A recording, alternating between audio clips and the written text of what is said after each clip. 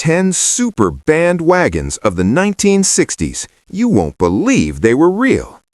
The 1960s were a wild, barely regulated era in American automotive history. Station wagons were supposed to be safe, slow, and sensible family transport.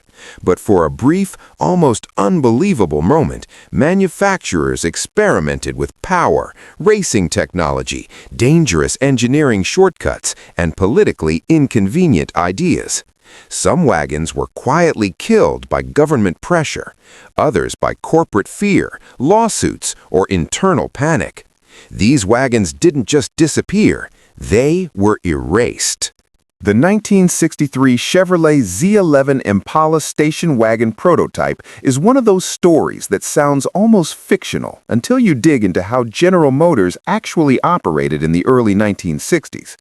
The Z11 program itself was born from desperation and pride. Chevrolet was locked in a brutal horsepower war on the drag strips, especially against Ford's lightweight Galaxies and Chrysler's increasingly savage Max Wedge machines. The solution was the Z11 Impala, a factory-built drag weapon stripped of excess weight and powered by the brutal 427 cubic-inch W motor, officially underrated at 430 horsepower, but widely known to make far more. Most people remember the coupes, thinly disguised race cars that dealers quietly handed to favored racers. But inside Chevrolet engineering, curiosity pushed things further than the public ever saw. At some point during development, someone asked a question that would later haunt the legal department. What happens if you take all that power, all that lightweight engineering, and put it into a station wagon? The idea was not as absurd as it sounds. Wagons had longer wheelbases, excellent traction potential, and enormous room for creative weight distribution. Engineers saw an opportunity to build something terrifyingly effective. Aluminum fenders, hood, and inner panels were fitted just like on the coupes. Sound deadening was reduced, glass was thinned, and under the long hood sat the same fire-breathing 427W motor with dual 4-barrel carburetors, backed by heavy-duty driveline components meant to survive repeated full-throttle launches. Internally, the prototype shocked nearly everyone who drove or tested it. Despite its size, the wagon hooked hard off the line. The long rear overhang and extra mass actually worked in its favor, planting the rear tires and allowing it to leave the line with violence that embarrassed lighter sedans. Engineers reportedly loved the absurdity of it. Here was a car that could haul tools, parts, or even family luggage, then turn around and obliterate purpose-built drag cars in straight-line runs. It was the ultimate sleeper, a machine that looked domestic and harmless, but behaved like a sledgehammer. In an era obsessed with straight-line performance, it made perfect sense from a purely engineering perspective. But that same logic terrified Chevrolet's executives and legal teams. By 1963, the atmosphere around automotive safety was changing fast. Ralph Nader had not yet published his most famous work, but government scrutiny was intensifying, and GM was already deeply nervous about public perception. A 430-plus horsepower station wagon was not just fast, it was symbolically dangerous. It represented everything regulators feared, extreme power disguised as a family vehicle. The idea of parents loading children into a car capable of drag strip domination was considered a public relations nightmare waiting to happen. Even worse, it would be impossible to control how such a vehicle was used once it left the factory. Executives reportedly shut the project down with unusual speed. There was no public announcement, no official cancellation memo circulated widely. The prototype was never approved for production, never assigned a proper RPO for customers, and never acknowledged outside a very small internal circle. Documentation was minimized, references quietly removed, and the car itself was dismantled. Aluminum panels were likely recycled, the drivetrain was separated. Whatever remained was absorbed back into GM's internal testing ecosystem or destroyed outright. The message was clear: this car was not supposed to exist, and it would not be allowed to survive. What makes the story so compelling today is what it represents. The Z11 wagon prototype was not killed because it failed. It was killed because it succeeded too well. It exposed the uncomfortable truth that performance technology had outrun the industry's ability to justify it responsibly. It crossed an invisible line between race car and family transportation at exactly the wrong moment in history. In another era, it might have become legendary. In 1963, it became a liability. Among Chevrolet historians and hardcore drag racing enthusiasts, the Z11 wagon has achieved near-mythical status. There are no confirmed photographs released to the public, no surviving VINs, no known remnants to restore or display. It exists only through whispered accounts, internal recollections, and the logic of what Chevrolet was capable of at the time. That absence only amplifies its legend. Unlike production Z11 coupes that can still be seen, heard, and driven, the wagon lives entirely in imagination, making it even more powerful as an idea. The thought of a factory-built, aluminum-bodied, 427-powered Impala wagon challenges everything people think they know about early 1960s American cars. It reminds us that engineers were often far more daring than executives allowed, and that some of the most fascinating machines never reached the public, not because they were impossible, but because they were too honest. The 1963 Z11 Impala station wagon prototype stands as a ghost of an era when American performance briefly flirted with madness, then quietly backed away, hoping no one would ever find out just how far it almost went. The 1964 Ford Fairlane Thunderbolt wagon proposal belongs to that shadowy category of ideas that were never meant to survive beyond conference rooms and engineering sketches, yet refuse to disappear because they make too much sense in hindsight. The standard Thunderbolt was already an extreme solution to an extreme problem. Ford needed to dominate NHRA superstock racing, and the answer was a brutally simple one. Take the mid-size Fairlane, strip it mercilessly, drop in the high-riser 427 V8, and build just enough cars to satisfy homologation rules. Even in sedan form, the Thunderbolt was controversial inside Ford. It had fiberglass body panels, minimal sound insulation, barely functional heating, and manners that bordered on hostile. Dealers hated them, lawyers tolerated them, and racers loved them. Inside Ford's performance circles, however, the conversation did not stop there. Engineers and racing advisors understood something that most executives did not want to think about. Weight distribution mattered just as much as raw horsepower. Wagons, with their longer roofs and rearward mass, offered inherent traction advantages in straight-line launches. More weight over the rear axle meant harder hooks off the line, less wheel spin, and more consistent elapsed times. On paper, a Thunderbolt wagon was not insanity. It was logic taken to its natural conclusion. The same high-riser 427, possibly with experimental induction options, backed by heavy-duty driveline components, wrapped in a body that could plant the rear tires better than any two-door sedan. But that logic collided violently with reality the moment it left engineering and entered the legal department. By 1964, Ford was already walking a tightrope. The Thunderbolt sedan itself was stretching the definition of a street car, and Ford knew it. Adding a wagon to the equation crossed a psychological and cultural line that no one in Dearborn wanted to defend publicly. A wagon was not just a body style, it was a symbol. It represented families, school runs, groceries, and suburbia. The idea of bolting a race-bred 427 into a vehicle culturally associated with children and domestic life was seen as catastrophic from a public relations standpoint. Internal concerns were not subtle. Executives reportedly feared headlines that wrote themselves: mothers driving race engines to school drop-offs, family wagons capable of humiliating Corvettes at stoplights, accidents involving vehicles that the public could not reconcile with their appearance. Even if the wagon were never sold to the general public, the optics alone were dangerous. Unlike a two-door Thunderbolt, which could be dismissed as a specialty machine for racers, a wagon blurred intent. It looked normal. That was precisely the problem. There was also the looming shadow of regulation.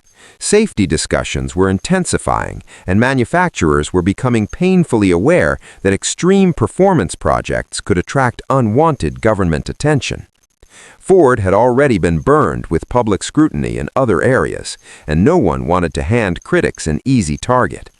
A Thunderbolt wagon would have been impossible to explain in a congressional hearing. No amount of technical justification could outweigh the visual of a family car hiding a competition engine. As quickly as the idea surfaced, it was smothered. No prototypes were authorized. No public paperwork was filed. The concept was reportedly killed the moment legal teams reviewed it, before it could gain momentum or advocates. In the years that followed, Ford officially denied that such a proposal ever existed. From a corporate perspective, denial was easier than explanation. Acknowledging the idea would invite questions about responsibility, intent, and how close the company came to crossing a line it did not want to admit was even visible. Yet the story refuses to die because it fits the era too perfectly to be dismissed as fantasy. This was a time when manufacturers were pushing boundaries faster than policies could keep up. Engineers were thinking like racers, not sociologists. The same mindset that produced factory drag cars, lightweight panels, and barely disguised race engines would naturally explore every possible advantage, including body styles that had never been associated with performance before. The Thunderbolt wagon proposal was not madness, it was the logical endpoint of a philosophy that valued elapsed times over optics. Today, the idea of a 1964 Fairlane Thunderbolt wagon occupies a strange place in muscle car lore. It is a car that never existed physically, yet feels entirely real emotionally. It represents the moment when American performance nearly collided head-on with domestic imagery, and corporate fear slammed the brakes just in time. Unlike cars that were built and later banned, this one was killed before it could even be born. That makes it more fascinating, not less. It stands as a reminder that some of the wildest chapters in automotive history are written not in metal, but in meetings where someone finally said no. The 1966 Dodge Coronet Hemi wagon mule exists in that dangerous gray zone where engineering curiosity briefly overpowered corporate self-preservation. During the peak of the muscle car arms race, Chrysler engineers were not thinking in terms of marketability or public image. They were thinking in terms of data, limits, and dominance. The Hemi was their ultimate weapon, a 426 cubic inch engine that was already proving itself terrifyingly effective in Chargers, Coronets, and race programs. Internally, there was a simple question that engineers could not ignore.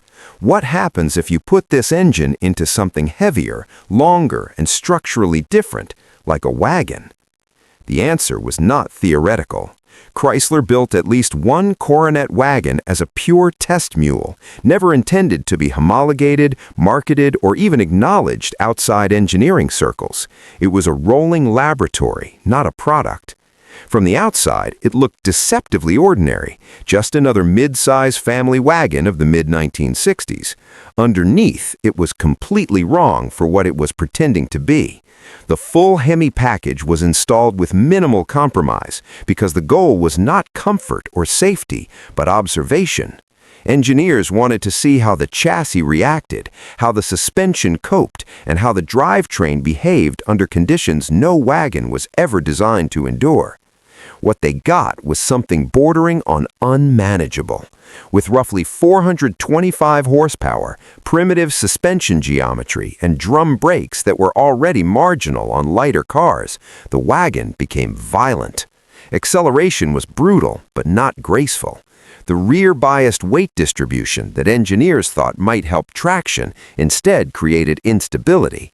Wheel hop became a serious issue, not the mild chatter racers accepted, but savage oscillations that shook the car violently under hard launches. One internal report described wheel hops so extreme that it physically cracked suspension mounting points, something that terrified even seasoned test drivers. Braking was worse. Drum brakes struggled to control the mass and speed, especially after repeated runs. Fade came quickly, and stopping distances stretched into unacceptable territory. Steering feel reportedly became vague under load, and high-speed stability was compromised by the long roof and rear weight acting like a pendulum. This was not a fast family car. It was a barely restrained missile wearing the disguise of a grocery getter. Test drivers understood immediately that this was not something that could ever be explained away if it escaped into the real world. The timing could not have been worse. By 1966, insurance companies were already sounding alarms about horsepower escalation. Premiums were rising, scrutiny was increasing, and manufacturers were beginning to realize that public tolerance for absurd performance in street cars had limits. Chrysler executives were already dealing with the fallout of Hemi-powered coupes and sedans. The idea of explaining a Hemi wagon to insurers, regulators, or the press was indefensible. A family-bodied car capable of supercar-level acceleration was not just risky, it was radioactive. Panic followed quickly. Unlike some experimental programs that quietly fade away, this one was actively erased. The test vehicles were destroyed, not stored, not sold, not allowed to survive as curiosities. Documentation was minimized. The project was buried internally, and any suggestion that such a thing had existed was denied later when enthusiasts began to speculate. From a corporate standpoint, it was easier to let the idea become a myth than to admit how close Chrysler came to unleashing something it could not control. What makes the Hemi wagon mule so fascinating today is not just its performance, but what it represents.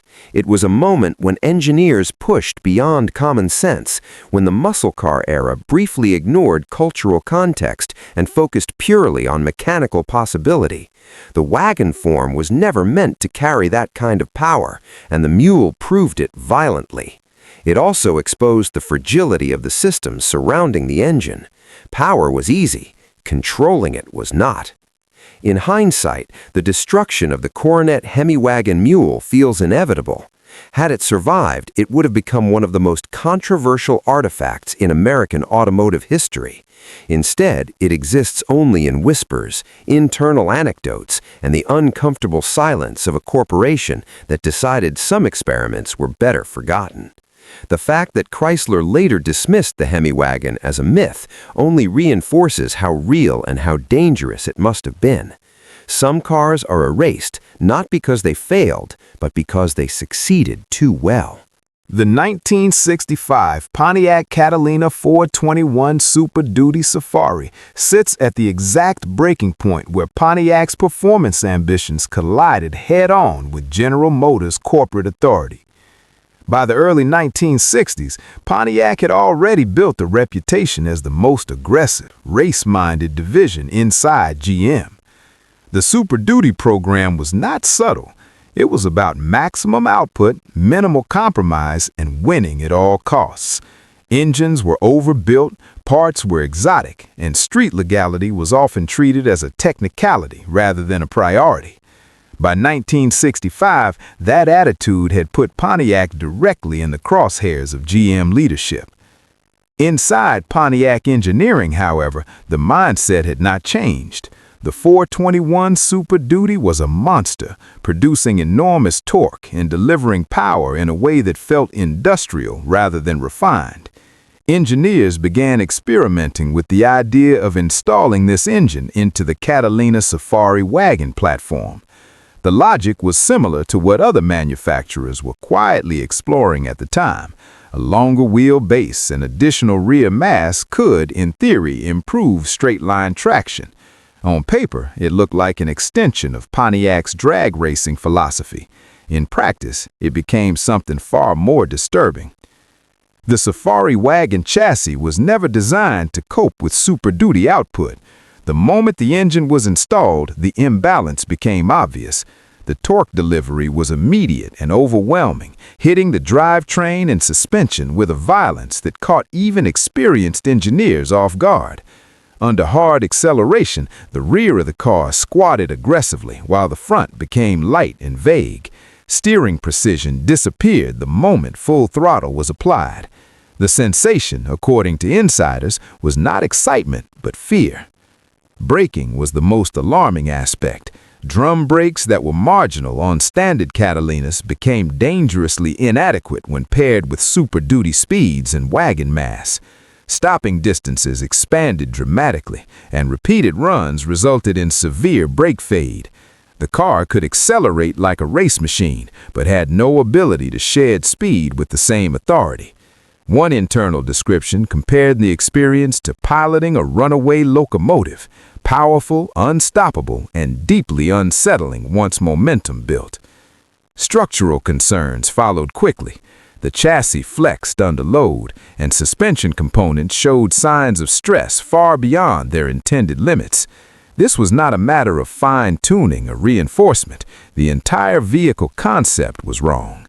Engineers realized that making it safe would require redesigning the car from the ground up, something that was completely unrealistic for a program that was already politically vulnerable within GM. At the corporate level, patience had run out. GM leadership was increasingly uncomfortable with factory-backed racing programs, especially those that could be interpreted as encouraging reckless performance on public roads. Pontiac's Super Duty efforts had already attracted unwanted attention, and the Safari wagon experiments crossed an internal red line. A Super Duty wagon was not just a performance car. Like all wagons, it carried a family image that made its capabilities impossible to justify or defend. Shortly after these experiments, GM issued sweeping directives that effectively shut down all Super Duty programs across its divisions. Pontiac was ordered to cease development, withdraw from overt racing involvement, and redirect its focus toward more controlled, marketable performance. The Catalina 421 Super Duty Safari never left engineering garages. It was banned not by regulation or public backlash, but by internal decree. The car's disappearance was deliberate. No effort was made to preserve prototypes, and little documentation survived beyond internal recollections. Pontiac never acknowledged the project publicly, and GM had no interest in letting the story exist. From a corporate standpoint, it represented everything they were trying to move away from: uncontrolled power, racing mentality, and vehicles that could not be responsibly explained to the public. Today, the Catalina Super Duty Safari exists only as an idea, proven just enough to scare the people in charge. It symbolizes the moment when Pontiac's raw, fearless performance culture was forcibly restrained by corporate reality. Unlike other canceled cars that failed due to lack of interest or funding, this one was killed because it worked too well for the wrong reasons. It was fast, brutal, and completely incompatible with the direction GM chose to take. That makes it one of the most dangerous wagons never built, and one of the clearest examples of how close the muscle car era came to going too far. The 1967 Chevrolet Chevelle SS 396 station wagon occupies one of the most uncomfortable and quietly suppressed corners of the muscle car era. Unlike prototypes that never escaped engineering garages, these wagons were real, driven, and sold, but never officially acknowledged in the way enthusiasts understand today. They existed in a corporate gray zone, created at the intersection of dealer influence, option sheet loopholes, and a moment when Chevrolet had not yet decided how far was too far. In 1967, the Chevelle was already one of Chevrolet's most important performance platforms. The SS 396 package transformed the mid-size Chevelle into a legitimate muscle car, offering big block power, heavy-duty suspension components, and aggressive gearing. Officially, the SS package was meant for coupes and convertibles, vehicles that visually and culturally fit the performance narrative. Wagons, however, were still seen as practical family transport, not expressions of speed.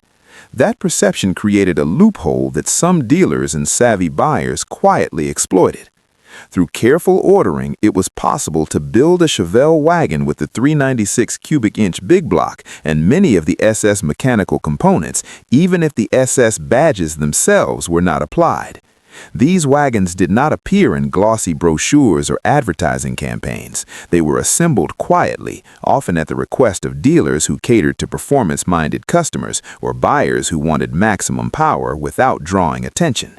On paper, they were just well-optioned wagons. In reality, they were something far more serious. On the road, these Chevelle wagons were shockingly quick. The combination of big block torque and the wagon's weight produced effortless acceleration, especially in real-world driving. They could haul passengers, cargo, and still overpower most cars at stoplights. But that performance came with consequences. The chassis and braking systems, while robust for normal use, were not optimized for sustained high speed or aggressive driving with that level of power. The cars demanded respect, and not everyone gave it. The real problem began when word spread. Insurance companies, already nervous about muscle cars, reacted strongly to rumors of high-horsepower wagons. The idea of a family-bodied vehicle with big block performance set off alarms. Insurers began refusing coverage or dramatically raising premiums on wagons suspected of being equipped with 396 engines. In some cases, owners were questioned directly about modifications or engine specifications. The cars had slipped into public consciousness, and that attention was exactly what General Motors wanted to avoid. Inside GM, the response was swift but quiet. There was no public announcement, no official ban, and no recall. Instead, corporate instructions were issued behind closed doors. Dealers were told to stop ordering or selling wagons with high-horsepower big block configurations. The message was clear, even if it was never written down publicly. This was not a direction Chevrolet wanted to continue. The company did not want to explain, defend, or insure wagons that blurred the line between family transportation and muscle car excess. Because the cars were never officially branded as SS models, GM could distance itself from their existence. That ambiguity worked in the corporation's favor. The Chevelle SS 396 station wagon was not illegal, not recalled, and not publicly condemned. It was simply discouraged until it quietly disappeared. Dealers complied, either out of fear of corporate backlash or concern over liability. The ordering paths were closed, and the brief experiment ended almost as soon as it began. Surviving examples tell an additional story. Many were later detuned, rebadged, or modified to appear less threatening. Some had engines swapped for smaller displacement units. Others lost performance components during restorations, as owners tried to avoid insurance issues or unwanted attention. As a result, authentic big block Chevelle wagons from 1967 are exceptionally difficult to verify today. Their very existence was something people tried to hide, not celebrate. What makes the Chevelle SS 396 station wagon so fascinating is that it was not killed by regulation or public outrage, but by quiet corporate fear. It proved that wagons could be dangerously fast, and that fact made too many people uncomfortable. Chevrolet had accidentally created a vehicle that contradicted the social contract of the era. It looked responsible, practical, and domestic, yet performed like a muscle car. That contradiction was unacceptable to insurers, executives, and lawyers alike. In the end, the Chevelle SS wagon became forbidden without ever being officially banned. It slipped into history as an unspoken mistake, a car that technically existed but was never meant to be remembered. Today, it stands as one of the clearest examples of how the muscle car era sometimes went places the corporations themselves were not prepared to defend, and how quickly those paths were quietly closed once the implications became clear. The 1969 Ford Torino Cobra wagon concept represents one of those moments when performance ambition briefly overpowered corporate caution, only to be pulled back just in time. By the end of the 1960s, Ford's Cobra image was already firmly established. The Cobra name meant big displacement, brutal torque, and straight-line dominance. The 428 Cobra jet in particular had become a legend almost overnight, a street engine designed to win races first and ask questions later. Inside Ford, there was quiet curiosity about how far that formula could be pushed. That curiosity led to an internal experiment that was never meant for public view. Engineers assembled a Torino wagon fitted with the 428 Cobra jet to evaluate feasibility, not marketability. On paper, the idea was deceptively logical. The Torino platform was strong, the Cobra jet was proven, and the long roof body offered rear weight that could, in theory, improve traction. What the numbers did not fully capture was how radically the wagon body altered the car's behavior at speed. Test drivers quickly discovered that the wagon transformed the Cobra experience into something far more unstable. Acceleration was ferocious, but the extra mass behind the rear axle introduced unsettling dynamics, especially at highway and sustained high speeds. The long roof and extended cargo area acted like a lever, exaggerating body movements over bumps and during lane changes. Steering response became delayed and unpredictable once speeds climbed. At velocities the Cobra jet reached effortlessly, the wagon felt nervous, almost disconnected from the road. Braking performance raised even more concern. The combination of speed and weight pushed braking systems to their limits. Repeated high-speed testing revealed fade and inconsistency that could not be ignored. This was no longer a question of tuning or component upgrades. The entire vehicle concept was fighting itself. Test drivers reportedly complained that the car felt fine in short bursts, but became genuinely frightening when driven the way a Cobra-branded vehicle invited you to drive it. The timing of these findings could not have been worse. Federal safety standards for 1970 were looming, and manufacturers were under intense pressure to demonstrate responsibility. Ford was already investing heavily in compliance, crash testing, and liability mitigation. Introducing a Cobra wagon into that environment was seen as an unnecessary risk. Unlike coupes, wagons carried an unavoidable association with families and daily use. A high-speed instability issue in a performance coupe was one thing. The same issue in a wagon was legally and culturally indefensible. Executives moved quickly. The project was shut down almost immediately after test feedback reached decision-makers. There was no attempt to refine the concept, no second round of testing, and no effort to preserve the vehicle. The idea itself was deemed the problem. A Cobra wagon was too fast for its own shape, too heavy for its braking systems, and too exposed to legal consequences if anything went wrong. It crossed an invisible line that Ford was no longer willing to approach as the 1960s drew to a close. Unlike some canceled projects that leave behind sketches or promotional material, the Torino Cobra wagon concept was erased almost completely. It was never shown to the public, never advertised, and never acknowledged in official histories. Ford had no interest in explaining why a family-bodied Cobra had been considered, let alone why it was killed. Silence was the safest option. Today, the Torino Cobra wagon concept stands as a perfect example of how the muscle car era began to run into its own limits. Power was no longer the only metric that mattered. Stability, safety, and legal exposure were becoming just as important. The Cobra wagon was not killed because it failed to perform. It was killed because it performed too well in a body that could not safely contain it. In that sense, it represents the moment when the rules of the game began to change, and when some ideas, no matter how thrilling, became too dangerous to pursue.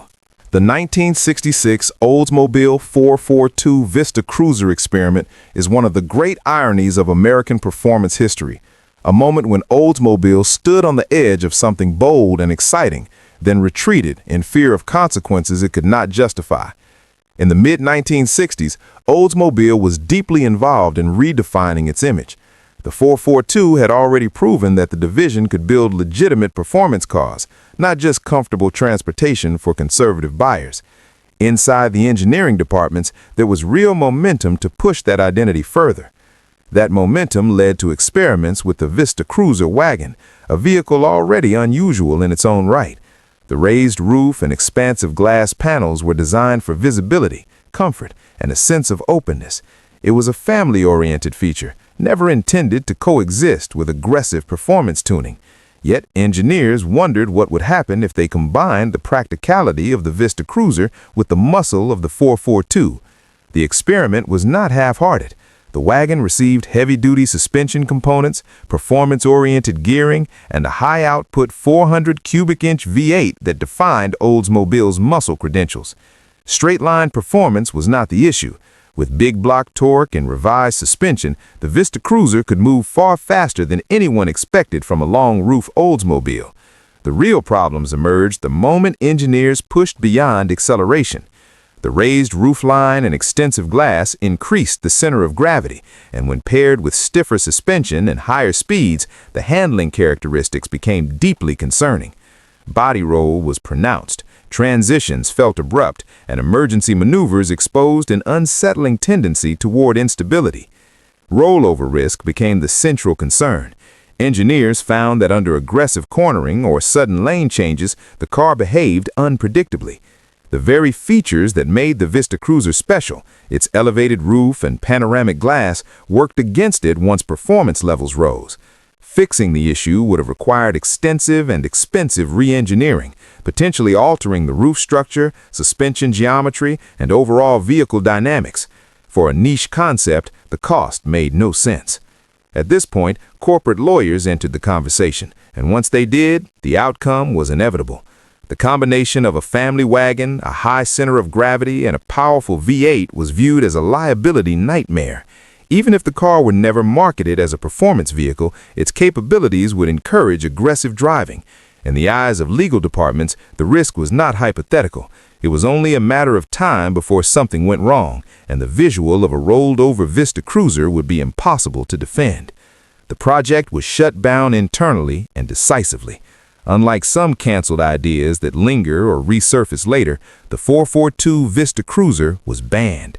There was no effort to sanitize it for production, no toned-down variant, and no public acknowledgement.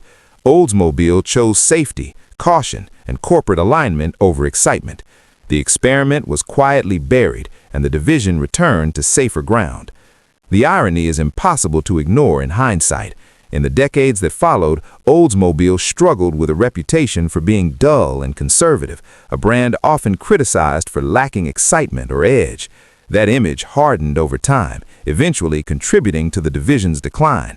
Yet here was a moment when Oldsmobile had an idea that could have rewritten that narrative, a performance wagon decades ahead of its time. It was killed not because it lacked potential, but because it was too risky to defend in the climate of the late 1960s. Today, the 442 Vista Cruiser experiment stands as a reminder of how close Oldsmobile came to redefining itself. It shows how innovation is not always limited by engineering ability, but by legal, financial, and cultural constraints. The car never reached showrooms, but its ghost lingers as one of the most exciting wagons that almost was, sacrificed in the name of caution and leaving behind a brand that would later wish it had taken more chances. The 1968 Mercury Cyclone GT wagon proposal came from a moment of quiet ambition inside a brand that was constantly searching for its own voice. Mercury had always lived in the space between Ford's mass appeal and Lincoln's luxury, and by the late 1960s, that middle ground was becoming dangerous. Performance sold cars. Image sold brands, and Mercury executives knew that borrowing Ford's muscle identity was no longer enough. They wanted something that felt distinct, something that said Mercury could be powerful without being crude. That thinking led to the idea of a Cyclone GT wagon, a performance family car aimed squarely at affluent buyers who wanted speed without sacrificing space or comfort. On paper, it made sense. The Cyclone GT already carried strong performance credentials, and Mercury's buyers were often older, wealthier, and less interested in stripped-down racers. A fast, refined wagon could have positioned Mercury as the brand for grown-up performance, years before the concept became socially acceptable. Early evaluations, however, exposed a darker reality. The long roof body introduced dynamics that the Cyclone GT platform was not prepared to manage. Under hard acceleration, test drivers reported excessive rear-end lift, an unnerving sensation where the back of the car felt light and unstable as power came on. Rather than planting the rear tires, the wagon's weight distribution and suspension geometry worked against it, creating traction inconsistencies that made launches unpredictable. Braking performance raised even more concern. The combination of added mass and higher speeds pushed braking systems beyond safe limits. Stopping distances grew alarmingly long, especially after repeated testing. Brake fade appeared quickly, and pedal feel deteriorated under stress. These were not minor tuning issues. They were fundamental problems tied to the vehicle's shape, weight, and intended performance envelope. The timing could not have been worse. By 1968, safety activists were gaining real influence, and public scrutiny of automotive performance was intensifying. Manufacturers were becoming increasingly cautious about anything that could be interpreted as irresponsible. A high-performance wagon, especially one marketed toward families, was seen as an easy target. Mercury executives feared that a Cyclone GT wagon would draw attention not just to the car, but to the brand itself, inviting criticism, regulation, and legal exposure. Unlike some experimental projects that die slowly, this one was ended decisively. The proposal was canceled before any public announcement, before brochures, before marketing plans could be finalized. There was no attempt to salvage the idea or reframe it as a luxury performance vehicle. Mercury chose retreat over risk, shifting its focus back to coupes and sedans, where performance could be more easily defended and culturally justified. The Cyclone GT wagon never reached the stage where enthusiasts could argue for or against it. It disappeared quietly, leaving no prototypes for collectors to chase and no official records to celebrate. In many ways, that silence is what makes it so compelling. It represents a road Mercury almost took, one that might have reshaped the brand's identity into something bolder and more confident. In hindsight, the cancellation feels especially tragic. Decades later, performance wagons would become respected and even desirable, praised for their versatility and understated aggression. Mercury, however, never got the chance to claim that territory. By killing the Cyclone GT wagon, the brand avoided immediate risk, but also surrendered a rare opportunity to stand apart. What remains is the story of a car that was too early, too controversial, and too threatening to exist in its time. A performance wagon silenced before it could even be named. The 1964 Buick Wildcat Superwagon study is a fascinating example of ambition clashing with corporate caution, a rare moment when Buick flirted with a level of performance that contradicted everything the brand had cultivated. In the mid-1960s, Buick was already experimenting with performance in the Wildcat line, testing the limits of the 425 nailhead V8. Engineers were intrigued not just by horsepower, but by torque and drivability, imagining ways to translate raw engine power into a vehicle that could carry passengers and cargo while still performing like a serious muscle car. The wagon platform, with its extended body and practical layout, became a logical but radical canvas for their ideas. From the start, the project faced challenges. The engineers installed the 425 nailhead V8, tuned for low-end torque, and coupled it with heavier-duty suspension components in an attempt to manage weight and handling. On paper, the combination promised a unique blend, a car that could move a family with authority, carry substantial cargo, and still deliver a visceral driving experience. In reality, the long roof and large glass panels inherent to the Vista Cruiser-inspired wagon body dramatically raised the center of gravity. Even moderate acceleration highlighted a troubling dynamic. The car leaned excessively, the rear became light, and the front could feel unpredictable during sharp maneuvers. Every engineering calculation revealed stresses far beyond what the frame and suspension had been designed to handle. Braking became an equally pressing concern. The drum brakes, standard for the era, could barely manage normal suburban driving. With the extra weight and torque, stopping distances ballooned to unsafe levels, and repeated testing caused noticeable fade, heat buildup, and inconsistent pedal response. Engineers realized quickly that these problems weren't minor tuning issues, they were fundamental to the vehicle's design. No amount of reinforcement or suspension tweaking could reconcile a high-torque engine with a body designed primarily for comfort and utility. Beyond the engineering realities, corporate identity became the decisive factor. Buick had carefully cultivated an image of conservative luxury and refined performance, appealing to buyers who prized smoothness, comfort, and understated elegance. The idea of a high-performance wagon capable of aggressive acceleration and potentially hazardous handling directly contradicted that image. Internal marketing teams, legal counsel, and executives all agreed that releasing such a vehicle could damage the brand, attract lawsuits, and provoke negative media scrutiny. Even the idea of allowing journalists to drive prototypes was quickly discarded. The risk of a rollover or accident, combined with public misunderstanding, made the project untenable. The decision to halt development was swift and absolute.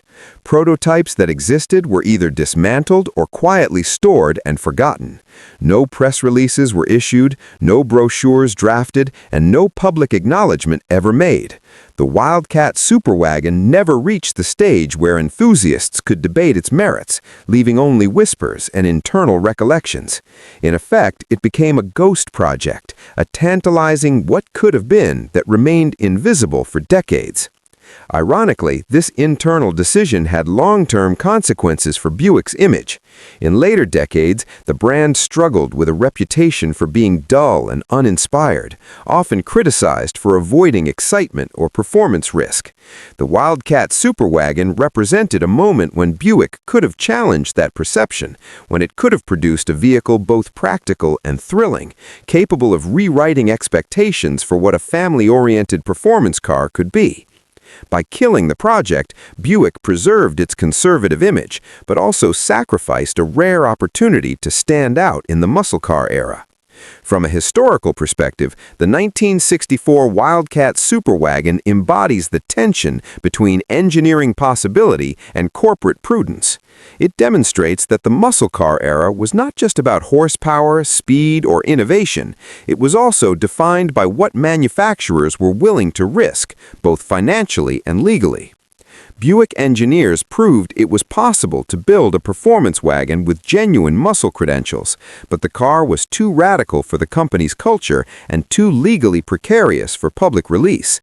The Wildcat superwagon exists today only as a tantalizing concept, a forbidden experiment that remains one of the most exciting and misunderstood almost cars in American automotive history.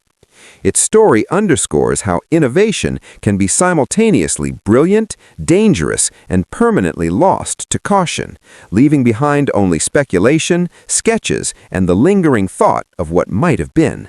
The 1969 AMC Rebel Machine wagon concept is one of the most tantalizing what-ifs in muscle car history. A moment when ambition and audacity nearly collided in a package that would have redefined expectations for performance family cars. AMC was fighting to establish itself as a serious competitor in the muscle car wars. The Rebel Machine Coupe had already made headlines for its loud styling, aggressive stance, and unapologetically raw performance. Engineers saw an opportunity to extend that attitude into a wagon, imagining a vehicle that combined the Rebel Machine's high-output 390 V8, heavy-duty suspension, and visual bravado with the practicality of an elongated roof and rear cargo space. The concept initially generated excitement inside AMC's performance division. Engineers saw a chance to produce a vehicle unlike anything the market had ever seen, a family-friendly shape with unflinching muscle car capability. On paper, it could have been a shock to the industry, a full-size wagon capable of running with coupes and sedans, carrying passengers or gear, yet delivering brutal straight-line acceleration. The Rebel Machine wagon promised to turn heads, not just for its style, but for its sheer audacity. It could have been a halo car for AMC, demonstrating that the company could innovate, disrupt, and dare where the big three hesitated. Reality, however, quickly brought the project back down to earth. The long, raised body of a wagon altered handling dynamics dramatically. Under full throttle, the extra length and rear weight distribution caused instability. Engineers discovered that the rear end was prone to lift and that the already stiff suspension of the machine coupe did not translate safely to the wagon platform. Braking tests revealed alarming deficiencies. The combination of weight, torque, and aggressive driving created stopping distances far beyond acceptable limits.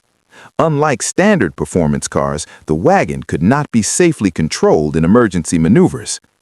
Corporate leadership weighed these technical issues against regulatory risk, public perception, and financial exposure. AMC was a smaller automaker than Ford, GM, or Chrysler, and any accident involving a high-powered wagon could invite lawsuits, regulatory scrutiny, and damaging publicity. Management decided the risks far outweighed the benefits despite the project's raw creative appeal. Engineers were ordered to halt all development immediately. No prototypes reached full build quality, no test mules were released for public evaluation, and the project never left paper sketches and early engineering notes. The cancellation of the Rebel Machine wagon was decisive and final. Unlike other experimental muscle wagons that lingered in hidden garages or evolved into limited production models, this car was erased almost completely. Its brief existence was confined to internal memos, concept drawings, and engineers' memories. AMC returned focus to more conventional coupes and sedans, leaving the wagon idea as a tantalizing footnote in the muscle car era. In hindsight, the Rebel Machine wagon represents the ultimate expression of AMC's boldness and ambition, juxtaposed with corporate and legal realities of the late 1960s. It shows how even a small automaker could conceive radical, almost absurdly daring ideas, and how market realities, safety concerns, and brand preservation could extinguish them before anyone outside the company even knew they existed. The Rebel Machine wagon remains a legendary what-if, an icon of imagination frozen on paper, forever hinting at the performance family car that might have been, a forbidden experiment that embodies the audacious creativity and cautionary limits of American muscle history.